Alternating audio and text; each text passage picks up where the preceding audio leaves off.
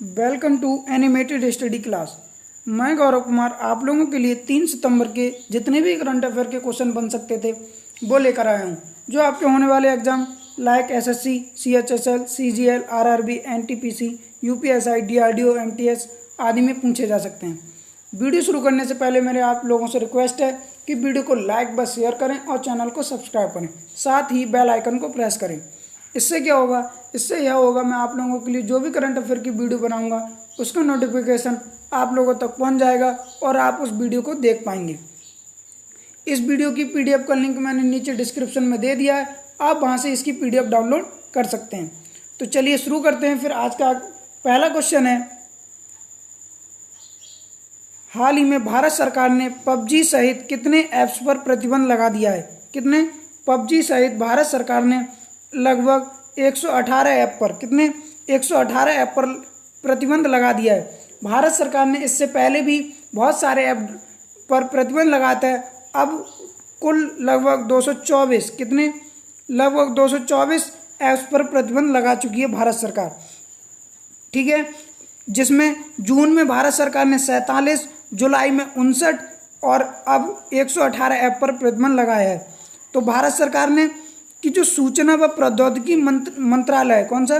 सूचना व प्रौद्योगिकी मंत्रालय, इसने इस बात की घोषणा की है, ठीक है। यह किस अधिनियम यानी कि किस अधिनियम और धारा के तहत लगाया गया है?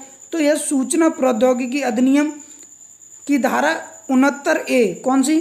69A, 69A धारा के तहत लगाया गया है। और किस अधिनियम के? सूचना प्रौद्योगिकी अधिनियम के तहत इन पर प्रतिबंध लगाया गया है। यह किस कारणों से लगाया गया है? तो भारत सरकार का कहना है कि हमने अपनी सुरक्षा के कारणों से, किसके? सुरक्षा के कारणों से इन ऐप्स पर प्रतिबंध लगाया है। उम्मीद है आप लोग क्वेश्चन समझ पाए होंगे। चलिए आगे बढ़ते हैं। फिर अगला क्वेश्चन है, पेंटागन रिपोर्ट के अनुसार कौन सा देश अगले 1 दशक में परमाणु युद्धक विमानों को दोगुना कर लेगा? किसकी रिपोर्ट के अनुसार? पेंटागन रिपोर्ट के अनुसार कौन सा देश? तो चीन। कौन? चीन अपने आने वाले 1 दशक में युद्धक विमान जो होते हैं उनको दोगुना कर लेगा, यानी कि जो अभी उनकी संख्या है उससे वह दोगुना कर लेगा। तो यह किसने रिपोर्ट जारी की है? पेंटागन। अब ये पेंटागन क्या है? यह एक अमेरिकी एजेंसी है। कौन सी? पेंटागन एक अमेरिकी एजेंसी है जिसने यह कहा है कि चीन आने वाले 1 दशक में अपने युद्धक विमानों को दोगुना कर लेगा। अब ये कहा क्यों है? तो क्योंकि आप लोगों ने सुना होगा कि जो ताइवान है, क्या? ताइवान मामले पर चीन और अमेरिका में बहुत ही ज़्यादा उतार चढ़ाव वाले मामले आते रहे हैं। ताइवान के मामले में अमेरिका ताइवान के मामले पर चीन के साथ हस्तक्षेप कर रहा है उसे रोकने के लिए। किसे? जो हस्तक्षेप ताइवान मामले पर अमेरिका कर रहा है उसे रोकने के लिए चीन इन युद्धक विमानों को दोगुना करेगा। अभी लगभग चाइना के पास लगभग 200 से ज़्यादा परमाणु युद्धक विमान हैं, 200 से ज़्यादा परमाणु युद्धक विमान हैं और इन्हें दोगुना करने की योजना बना रहा है, ठीक है। अब बात करते हैं चाइना की। तो चाइना के पास दुनिया की सबसे बड़ी नौसेना है। कौन सी? दुनिया की सबसे बड़ी नौसेना है, ठीक है। और सन 2049 तक, कब? सन 2049 तक यह एक वैश्विक शक्ति के रूप में उभर कर आएगा। कौन? चीन एक वैश्विक शक्ति और सैन्य विस्तार के रूप में उभर कर आएगा। यह किसने कहा है? पेंटागन ने।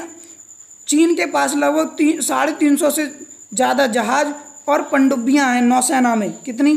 350, यानी 350 से ज़्यादा जहाज और पनडुब्बियां हैं, जबकि अमेरिका के पास कुल 293 पनडुब्बियां हैं। कितनी? 293 पनडुब्बियां हैं, ठीक है। उम्मीद आप लोग क्वेश्चन समझ पाए होंगे। अब मैप में देखते हैं चाइना को। तो ये चाइना है जिसे मैंने सर्किल किया है, यही चाइना है, ठीक है। अभी मैंने हाल ही में कल एक और क्वेश्चन कराया था चाइना से संबंधित। तो वह क्वेश्चन था कि चाइना में जो विरोध प्रदर्शन हो रहा है वो किस भाषा के लिए लेकर हो रहा है? तो वह मंगोलियाई भाषा लेकर हो रहा है। किसके लिए? मंगोलियाई भाषा को लेकर हो रहा है, ठीक है। अब बात करते हैं चाइना की। तो चाइना की राजधानी क्या है? बीजिंग। और यहाँ की करेंसी क्या है? युआन। और यहाँ के राष्ट्रपति कौन है? Xi Jinping. उम्मीद है आप लोग यह क्वेश्चन समझ पाए होंगे। चलिए आगे बढ़ते हैं। फिर अगला क्वेश्चन है, हाल ही में दक्षिण पेंगोंग झील विवाद के समय कौन सी बटालियन खबरों में थी? किसमें? दक्षिण पेंगोंग झील विवाद के समय कौन सी बटालियन खबरों में थी? तो इसका आंसर है विकास बटालियन। कौन सी? विकास बटालियन। यह स्पेशल फ्रंटियर फोर्स के तहत काम करती है। किस पे? यह स्पेशल फ्रंटियर फोर्स है जिसका दूसरा नाम विकास बटालियन है। ठीक है। इसका निर्माण कब हुआ था विकास बटालियन का? तो इसका निर्माण हुआ था जब चाइना से सन 1962 में युद्ध हुआ था, तब इसका निर्माण किया गया था। 14 नवंबर 1962 को इसका निर्माण किया गया था। ठीक है। अब ये विकास बटालियन है क्या? तो यह है जो हमारे, आपने देखा होगा जो पर्वतीय क्षेत्र हैं, जैसे लद्दाख है, सियाचिन है, यहाँ पर हमारी सीमा तिब्बत से जुड़ती है। कहाँ से? तिब्बत से जुड़ती हैं। और उत्तराखंड वाला एरिया भी हमारा तिब्बत से जुड़ता है। तो यहाँ पे एक ऐसी फोर्स बनाई गई है जिसमें जो तिब्बती लोग हैं, कौन? तिब्बती लोग हैं, उन्हें इस फोर्स में सम्मिलित किया गया और इन्हें यह कहा गया है, यह फोर्स तो है बट यह हमारी इंडियन आर्मी की फोर्स नहीं है, हम इसे इंडियन आर्मी में काउंट नहीं करेंगे। ठीक है। यह तिब्बती लोगों की एक फोर्स है जो इंडिया के लिए काम करती है। किसके लिए?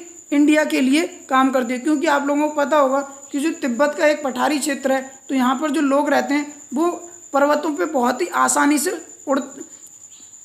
उतरते और चढ़ते हैं, जिसमें आम नागरिक की अपेक्षा वो बहुत ही जल्दी चढ़ जाते हैं और उतर जाते हैं। इसी को ध्यान में रखते हुए पेंगोंग झील इलाके में अभी, क्योंकि चीन ने पेंगोंग झील में ही, पेंगोंग झील जो दक्षिण पेंगोंग झील है वहाँ पर अभी अतिक्रमण यानी कि कब्जा करने की कोशिश की थी, तो इसीलिए इस बटालियन को वहाँ पर भेजा गया था। और इसी बटालियन ने जो चीनी सैनिक हैं उन्हें पीछे खदेड़ा था। ठीक है। उम्मीद है आप लोग क्वेश्चन समझ पाए होंगे। ठीक है। तो चलिए आगे बढ़ते हैं। फिर अगला क्वेश्चन है,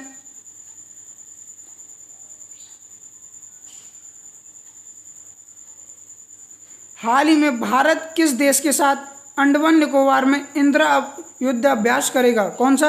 अंडमान निकोबार में इंदिरा युद्ध अभ्यास करेगा। तो इसका आंसर है रूस। किसके साथ? रूस। अभी हाल ही में भारत सरकार ने यह निर्णय लिया है कि भारत और रूस दोनों मिलकर अंडमान निकोबार में युद्ध अभ्यास, इंदिरा युद्ध अभ्यास करेंगे, जिसका नाम है इंदिरा युद्ध अभ्यास। अभी कुछ दिन पहले की बात है, यहाँ पर अंडमान निकोबार में ही भारत और अमेरिका ने एक एक्सरसाइज की थी जिसका नाम था पासेक। कौन सी? पासेक एक्सरसाइज की थी। किसमें? अंडमान निकोबार में।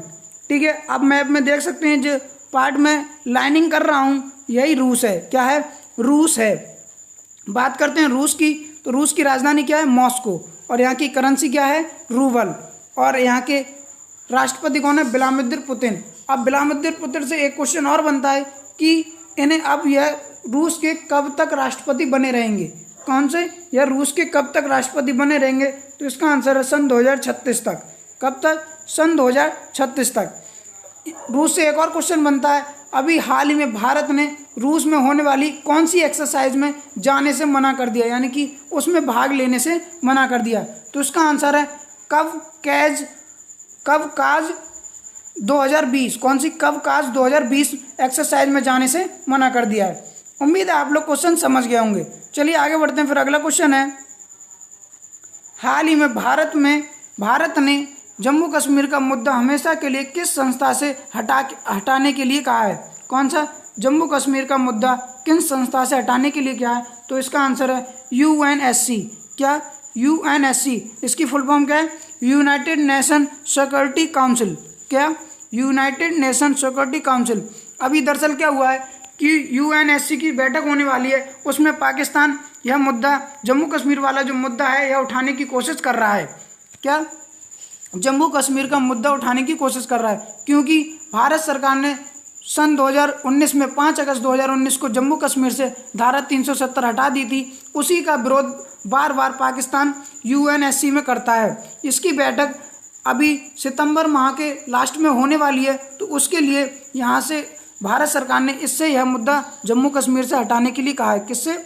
UNSC से। बात करते हैं UNSC की, तो इसकी स्थापना कब हुई? 24 अक्टूबर 1945 को। क्या?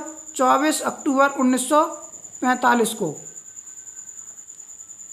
ठीक है। और इसका हेडक्वार्टर कहाँ है? न्यूयॉर्क। कहाँ पर? न्यूयॉर्क, अमेरिका में। उम्मीद है आप लोग क्वेश्चन समझ गए होंगे। चलिए आगे बढ़ते हैं। फिर अगला क्वेश्चन है, हाल ही में किस बैंक ने नई एटीएम सर्विस शुरू की है? कौन सी नई एटीएम सर्विस शुरू की है? तो इसका आंसर है एसबीआई। किसने? एसबीआई। इसकी फुल फॉर्म क्या है? State bank of India. अब ये नई सर्विस एटीएम सर्विस शुरू की है, ये क्या है? तो आप लोगों ने देखा होगा कि आजकल बहुत सी bank fraud, online bank fraud होते हैं। कौन से? बहुत से ऑनलाइन बैंक फ्रॉड होते हैं। इसमें क्या होता है?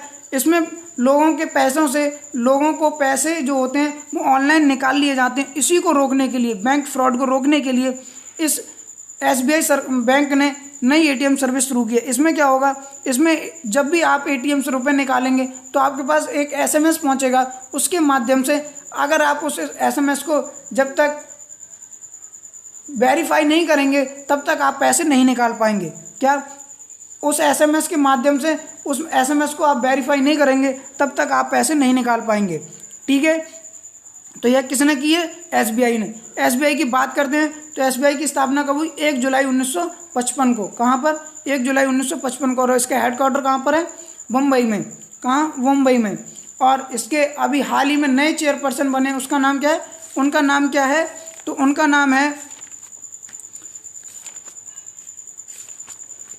नाम है सॉरी, एक मेरा दिमाग से उतरता जा रहा है।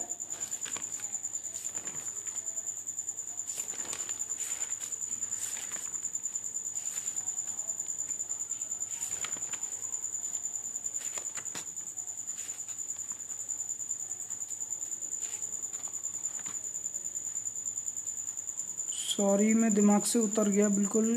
क्या नाम है उनका? सॉरी, हाँ, उनका नाम है दिनेश खारा। क्या नाम है? दिनेश खारा।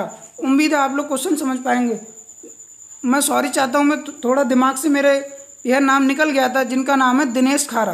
क्या है? दिनेश खारा। और अभी चेयरपर्सन कौन है इसके? तो रजनीश कुमार। अब यह उनका स्थान लेंगे। किसके? रजनीश कुमार का। कौन लेंगे? दिनेश खारा। उम्मीद है आप लोग क्वेश्चन समझ पाए होंगे। चलिए आगे बढ़ते हैं। फिर अगला क्वेश्चन है, हाल ही में किस उद्योगपति समूह द्वारा मुंबई एयरपोर्ट में 74% हिस्सेदारी का अधिग्रहण किया गया है? किसके? मुंबई एयरपोर्ट में किस उद्योगपति द्वारा 74% हिस्सेदारी का अधिग्रहण किया गया है? तो इसका आंसर है अडानी समूह। किसके द्वारा? अडानी समूह के द्वारा किया गया है। इसमें क्या होगा? अब ये अधिग्रहण का मतलब क्या है? यह जो भी एयरपोर्ट पर अब उसके सौंदर्यकरण के लिए कार्य होगा या एयरपोर्ट के लिए कि जो भी मरम्मत या किसी भी मतलब से कोई भी कार्य होगा उसके लिए अडानी समूह जिम्मेदार होगा। ठीक है, बात करते हैं अडानी समूह की। तो अडानी समूह के संस्थापक कौन है? गौतम अडानी। कौन? गौतम अडानी। और इसका हेडक्वार्टर कहाँ पर है? अहमदाबाद। और इसकी स्थापना कब हुई? 20 जुलाई 1988 को। ठीक है, उम्मीद है आप लोग क्वेश्चन समझ गए होंगे। चलिए आगे बढ़ते हैं। फिर अगला क्वेश्चन है, फॉर्च्यून की 40 अंडर 40 सूची में किन भारतीयों को शामिल किया गया है? किसमें? फॉर्च्यून की 40 अंडर 40 सूची में किसे शामिल किया गया है? तो इसका आंसर है ईशा और आकाश अंबानी। किसे? ईशा और आकाश अंबानी, जो अनिल अंबानी के बेटा और बेटी हैं, इन दोनों लोगों को शामिल किया गया। आप फोटो में देख सकते हैं, ये दोनों लोग जो दिख रहे हैं यही ईशा और आकाश अंबानी हैं। ठीक है, अब ये फॉर्च्यून की 40 अंडर 40 सूची क्या है? तो इसमें ऐसे लोगों को शामिल किया जाता है जिनकी उम्र 40 वर्ष से कम है। कितने? ऐसे 40 लोगों को शामिल किया जाता है जिनकी उम्र 40 वर्ष से कम है और इन्होंने दुनिया में कुछ ऐसे काम किए हैं जिनकी वजह से इन्हें पहचान मिली है। तो यह जो फॉर्च्यून है यह अपनी सूची किन किन क्षेत्रों के लिए लागू करती है? तो यह सूची फाइनेंस के मतलब से, टेक्नोलॉजी के, health care, politics, media, entertainment आदि कैटेगरी में यह अपनी इन सूची में ऐसे लोगों को शामिल करती है जिन लोगों ने इन क्षेत्रों में कुछ ना कुछ ऐसा काम किया हो जो बहुत ही प्रशंसनीय हो। ठीक है, तो इन दोनों लोगों ने ही जो जियो सिम है, इन दोनों लोगों ने ही मिलकर लॉन्च की थी। ठीक है, और इन्होंने ही अपनी जो जियो है उसमें फेसबुक को 9.99% का हिस्सेदार बनाया था। तो इसी कारणों से इन लोगों के लिए इस सूची में शामिल किया गया है। उम्मीद है आप लोग क्वेश्चन समझ गए होंगे। चलिए आगे बढ़ते हैं। हाल ही में IPL 2020 में BCCI ने किसे ऑफिशियल पार्टनर घोषित किया है? तो इसका आंसर है CRED। किसे? CRED। तो यह CRED क्या है? यह बेंगलोर की एक क्रेडिट कार्ड बिल भुगतान कंपनी है जिसे यह ऑफिशियल पार्टनर के रूप में घोषित किया है। किसने? BCCI ने। बात करते हैं BCCI की, तो इसकी फुल फॉर्म क्या है? Board of control for cricket in India. और इसकी स्थापना कब हुई? 1928 में, दिसंबर 1928 में। और इसका हेडक्वार्टर कहाँ है? मुंबई। और इसके अध्यक्ष कौन है? सौरभ गांगुली। उम्मीद है आप लोग क्वेश्चन समझ गए होंगे। चलिए आगे बढ़ते हैं फिर। कोरोना से जंग के लिए जागो नखलऊ जागो अभियान चलाया गया। नखलऊ किस राज्य की राजधानी है? तो यह उत्तर प्रदेश के। किसके? उत्तर प्रदेश की राजधानी है। आप मैप में देख सकते हैं, जो मैंने रेड पार्ट सर्किल किया है यही उत्तर प्रदेश है।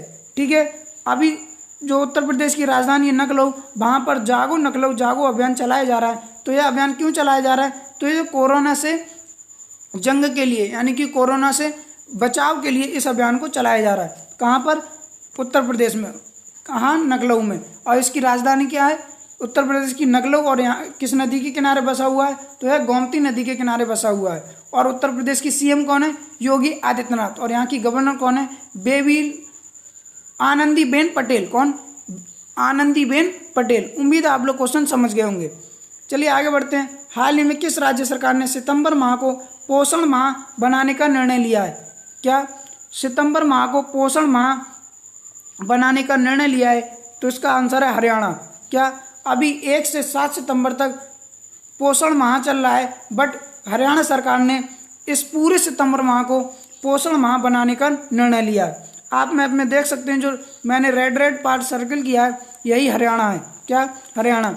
अभी हाल ही में संडे के दिन हमारे प्रधानमंत्री मोदी जी द्वारा भी इस पर बात की गई थी। उन्होंने भी इस सितंबर माह को पोषण माह बनाने का निर्णय लिया था। ठीक है, लेकिन यहाँ पर इनकी इस वीडियो को लाइक की जगह डिसलाइक ज़्यादा मिले, क्योंकि अभी हाल ही में एक कैंपेन चल रहा है, skip up for railway and SSC। Skip up for railway and SSC। इसका मतलब क्या है? इसमें यह कहा गया है कि आप लोग SSC और रेलवे के एग्ज़ाम करा नहीं रहे हैं। इससे युवा बहुत ही ज़्यादा बेरोजगार हैं। क्या? बहुत ही ज़्यादा बेरोजगार हैं। इस वजह से इस अभियान को चलाया जा रहा है, ताकि यह जो होने वाले एग्ज़ाम हैं इनमें बहुत ही जल्दी इन एग्ज़ामों को कराया जाए। ठीक है, उम्मीद है आप लोग क्वेश्चन समझ पाए होंगे। हरियाणा की बात करते हैं, तो हरियाणा की राजधानी क्या है? चंडीगढ़। और यहाँ के CM कौन है? मनोहर लाल खट्टर। और यहाँ के गवर्नर कौन है? सत्यदेव नारायण आर्य। उम्मीद है आप लोग क्वेश्चन समझ गए होंगे। चलिए आगे बढ़ते हैं। हाल ही में दुनिया का सबसे बड़ा सोलर ट्री कहाँ स्थापित किया गया? कौन सा? दुनिया का सबसे बड़ा सोलर ट्री तो यह पश्चिम बंगाल के दुर्गापुर में। कहाँ पर?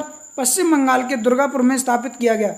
आप फोटो में देख सकते हैं, जो दिख रहा है एक पेड़ की तरह, यही सोलर ट्री है। और यह दुनिया का सबसे बड़ा सोलर ट्री है। इसकी कैपेसिटी कितनी है? 11.5 किलोवाट। कितनी? 11.5 किलोवाट। ठीक है, और यह किसके द्वारा स्थापित किया गया है? तो यह CSIR के द्वारा स्थापित किया गया है। बात करते हैं पश्चिम बंगाल की। पश्चिम बंगाल की राजधानी क्या है? कोलकाता। और कोलकाता किस नदी के किनारे बसा हुआ है? हुगली नदी के किनारे। और यहाँ की गवर्नर कौन है?